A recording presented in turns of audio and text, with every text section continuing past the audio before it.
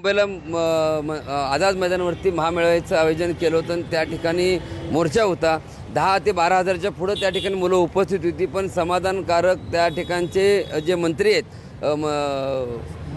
मंगल प्रभात लोढा साहेब यांची भेट झाली, पण त्यांच्याकडून कुठल्याही पद्धतीचं समाधानकारक उत्तर त्या ठिकाणी अपेक्षित नव्हतं. त्यांच्या मुखातून हे आलं की 6 महिन्यापुरतं ते मर्यादित काम आहे, 6 महिन्यानंतर ते पुढं केलं जाणार नाही, तुम्ही त्याचा विचार सोडून द्या. अशा पद्धतीने ते माझ्याकडं नाही आहे, माननीय मुख्यमंत्री आणि उपमुख्यमंत्री त्यांच्या दालनामध्ये त्यांनी तो चेंडू टाकून दिलेला आहे. त्यामुळं आम्हाला पुन्हा एकदा आता त्या ठिकाणी प्रशासकचा नियम असा आहे की ज्यांची भेट घडवण्यात येते त्याच माणसाला भेटावं लागतं, असा तिथले आझाद मैदानचा एक नियम आहे. त्यांना सांगितलं की आम्ही मंत्री महोदय मुख्यमंत्र्यांना भेटतो, तसं भेटता येणार नाही, तुम्ही ज्यांची परवानगी काढली आहे त्यांनाच तुम्हाला भेटता येणार. तर मंगलप्रभात लोढा यांची भेट झाली, ते समाधानकारक न झाल्यामुळं आम्हाला पुन्हा आमची दिशा ठरवावी लागते की आम्हाला आता कुणाला भेटायचं आहे. आम्हाला आता फक्त आणि फक्त मुख्यमंत्री साहेबांना भेटायचं आहे. त्यांच्याशी भेटलं तरच आमची ही व्यथा संपणार आहे. उपमुख्यमंत्री साहेबांना भेटायचं आहे, ज्यांनी तात्कालीन त्यावेळेचे जे मुख्यमंत्री होते एकनाथजी शिंदे साहेबांनी ही योजना काढल्या, मुख्यमंत्री युवा कार्य प्रशिक्षण योजना, ते त्यांनी काढले. लाडकी बहीण योजना देखील त्यांनीच काढलेली आहे. तर ही योजना कुठेतरी आपल्या भाच्याची योजना, जसं बहिणीला तुम्ही लाडक्या बहिणीला पैसे आज त्यांच्या खात्यावर देतात, तसं भाच्यासाठी पण आपल्याला ही योजना राबवणं गरजेचं आहे. म्हणून आम्ही येणाऱ्या 12/2/2025 रोजी सांगली या ठिकाणी आझाद व्यायाम मंडळ या ठिकाणी रामभाऊ घोडके यांचं ते आझाद व्यायाम सागर घोडके त्यांच्या ठिकाणी आम्ही भव्य दिव्य असा राज्यव्यापी विचार विनिमय मेळावा आयोजित करतो. 1-2 माणसाचा प्रश्न नाही आहे, एका दोघाचा प्रश्न नाही आहे. महाराष्ट्रामध्ये 36 जिल्ह्यात जेवढ्या जिल्ह्यामधून युवकांचा प्रश्न आहे, युवतींचा प्रश्न आहे. काही मुलींचं साखरपुडा होता ते सोडून मुली आलेले आहेत, काही मुलींचं लग्न ठरणार आहे, त्या मुलांचं लग्न ठरणार आहेत, भवितव्य त्यांचं त्या ह्याच्यामध्ये अडकून आहे. त्या मुलांच्यासाठी मी हा विडा उचललेला आहे. माणसातला देव बघा, राष्ट्रीय संत गाडगेबाबांचा विचार डोक्यामध्ये ठेवून वाटचाल करतोय. हे जर तरुण पिढी जर भरकटत गेली त्या नोकरीच्या आशेनं, त्या ठिकाणची परिस्थिती बघितली तर बघवत नाही आहे. मुलं उपाशी अख्ख्या दिवसभर त्या ठिकाणी पडून राहिले. प्रशासकांना काही घेणं देणं नाही, पोलीस डिपार्टमेंटला काही घेणं देणं नाही.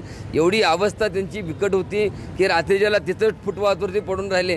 मला ते स्वतःला बघवलं नाही, मी स्वतः 3 दिवस त्या ठिकाणी होतो. मग भरत शेठ गोगावले साहेब आहेत, माननीय मंत्री महोदय, त्यांच्याशी मी चर्चा केली. शिरसाट साहेब आहेत त्यांच्याशी, ते दोघांनी पण मला समाधानकारक उत्तर दिलं. पण माजी माननीय मुख्यमंत्री एकनाथजी शिंदेसाहेब, उपमुख्यमंत्री एकनाथजी शिंदेसाहेब, मुख्यमंत्री देवेंद्रजी फडणवीस साहेब, अजित पवार साहेब यांची भेट घेऊन ह्या मुलांची व्यथा सांगून ह्यांना मुदतवाढ तुम्ही द्या, काही करा, पण ह्यांना मुदतवाढ द्या. ह्यांना मुदतवाढ जर दिली तर ह्यांचं भवितव्य, यांची लग्न ठरतील, भविष्याचा प्रश्न आहे. एखाद्या माणसाला तुम्ही 6 महिने खायला घालता आणि 6 महिन्यानंतर सांगता की तुम्ही बस आता उठा, तुमचं जेवण झालेलं आहे, तुम्हाला परत जेवण मिळणार देणार नाही. मग ह्यांना परिशिक्षण जे आहे हे ह्यांना काम म्हणून दिलं गेलं, कशासाठी दिलं गेलं, त्याच्यामध्ये तुमचा एक पॉईंट आहे. म्हणजे 4.5 म्हणजे 4.9 नुसार राज्यव्यापी म्हणजे त्यामध्ये तुम्ही तरतूद केलेली आहे. आणि स्वतः माननीय मुख्यमंत्री एकनाथजी शिंदे साहेबांचे एक क्लिप माझ्याजवळ आहे, तुम्ही ती क्लिप ऐकू शकता. त्या क्लिपमध्ये त्यांनी देखील सांगितलेलं आहे की बाबांनो, हे जे आंदोलन आहे किंवा हे जे मुलं आहेत, जशी लाडक्या बहिणीसाठी आम्ही योजना आणतोय, तशी लाडका भाऊ म्हणून देखील आम्ही योजना आणणार आहे. आणि ती योजना ज्या ठिकाणी काम करतात त्याच ठिकाणी ती योजना पूर्ण होईल, अशाही पद्धतीची घोषणा माननीय तत्कालीन मुख्यमंत्री एकनाथजी शिंदे साहेबांनी त्या ठिकाणी दिलेले आहे. आमचं म्हणणं काय आहे की जे आहे या ठिकाणी ऐकू शकताय तुम्ही की त्यांनी काय म्हणले ते. हो का, मी म्हणालो लाडक्या भावांचं कधीपासून प्रेम आलं, सगळे तर भाऊ गेले निघून, पण बोललो लाडक्या भावानं पण आम्ही करणार. देशातलं पहिलं राज्य आहे प्रशिक्षण भत्ता 6,000, 8,000, 10,000 माझ्या पोरांना, युवकांना देण्याचा निर्णय आमच्या सरकारने घेतला. आता ते 6 महिन्याची ट्रेनिंग करतील, तिथं त्यांना परमनंट जॉब लागेल. 6 महिन्याची ट्रेनिंग करतील आणि त्याच ठिकाणी त्यांना प्रमोट करण्याचं आश्वासन माननीय मुख्यमंत्री तत्कालीन मुख्यमंत्री एकनाथजी शिंदे साहेबांनी दिले.